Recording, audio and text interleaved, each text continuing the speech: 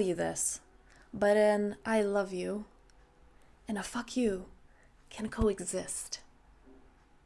And it doesn't have to be one or the other. And so many of us, well, definitely believe that as children, but so many adults keep believing this. So many people in old age keep believing this, that it's one or the other.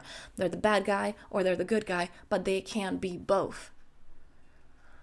Now, here's why it's so harmful. Because your inner critic, your subconscious mind, takes whatever you put out there and it brings it back into your mind. So when we see others as you're good or you're bad, we get that same thing. Our inner critic judges us just as severely. All or nothing. This is actually a cognitive distortion. All or nothing thinking, black or white. You're either good or you're bad. You failed or you succeeded. And yet life doesn't work like that. Life is not black and white. It's not all or nothing. And I'm feeling so passionate about this because when we throw this out into the world, first of all, we're throwing out this poison, but we're getting it back. And it's this freaking vicious cycle that can we just get out of it? And hopefully you watching this video will. Where is it in your life that you're going into, okay, I either succeeded or I failed? It doesn't work like that. That was either a right decision or a wrong decision. It doesn't work like that. Think about it. The only reason you know that something was a bad decision is because you lived your life, you took that decision, turned out it was not a good decision, understood you fucked up, but you can only know that now that you know. Nobody wakes up thinking, I'm going to ruin my life today. The only reason you know it was a bad decision, because at the time you thought it was a good decision, is because you got that market research. There are no bad decisions. It is all market research. We are putting ourselves in a box. We are feeding our inner critic. We are feeding this part of us that is just living in lack. And it's not because it's bad, it's because it's trying to keep you safe. It's hoping that you will survive, right? And it's a really, really important part to the human experience. However, most people have this part leading their life. And it's miserable. It's horrible because it's always going in lack. It's horrible because when we have this inner fire within us, like, ooh, I want this light me up, this speaks to my soul, this is why I came here, this is my purpose. You're thinking, mind your inner is like, nope, it's not safe. You're going to fail. Black or white. Good or bad. Right decision, wrong decision. There's no such thing.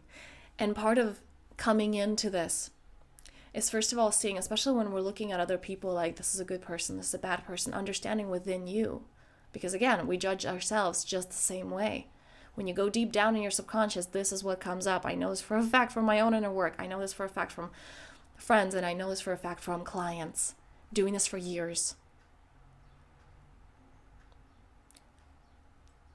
Please stop creating this trap. Falling into this trap of the mind. When we're antagonizing others, we're harshly judging ourselves. When we don't trust ourselves, we don't trust life. We don't trust people around us. We feel like we have to protect ourselves. Feel like we need to control everything. And gosh, I know this because I've been this. And yet, it doesn't bring us more peace. Notice how your mind tells you things like you have to control the situation so that you feel at peace so you're okay. But you're never at peace. It's like I have to put up these walls so that I'm protected and I'm safe and I don't get hurt. But you're getting hurt within those walls because you're not letting the love in or out. Your mind is really sneaky. It knows you. It knows you because it is you. It knows the triggers. It knows the pain points. And that is why it's so freaking important to keep coming back to your essence. Practices like meditation, like one-pointed focus, coming into the body. Remembering that it can be safe to be in the body. Instead of reacting in life, to that which is happening, to the people around you, to the triggers. Just feeling them and being with them from that place of discernment, from that place of connection, from that place of I'm not being manipulated by my emotions. Because I'm sorry to tell you this, and I know that I didn't want to hear this 5 years ago because I was so in control and so confident and so all that. You don't have free will. When you're being controlled by your emotions, when you're being reactive, you don't have free will. 95% of your life is subconscious. 95% of your day in life is running on autopilot. Wouldn't you rather have a choice? Wouldn't you rather stop and not react, not be controlled by the program?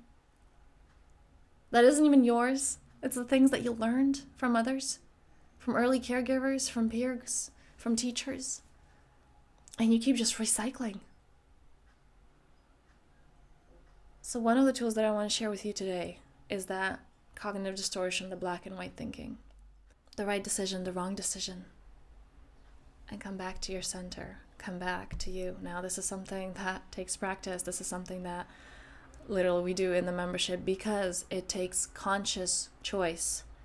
Just like you brush your teeth, hopefully twice a day, to keep that dental hygiene. Just like you take a shower, it's important to keep the energetic hygiene. So there's a link below and more information on that if this resonates. And if you want to dive deeper with this and you need one-on-one support, reach out to me. We can schedule a clarity call to see if we're in alignment and move from there. So on this note, I thank you for being here. I thank you for doing the work. And I'm wishing you a very powerful day. And may you remember that you are in control of your life. And may you remember how much of a powerful co-creator you are. Many blessings.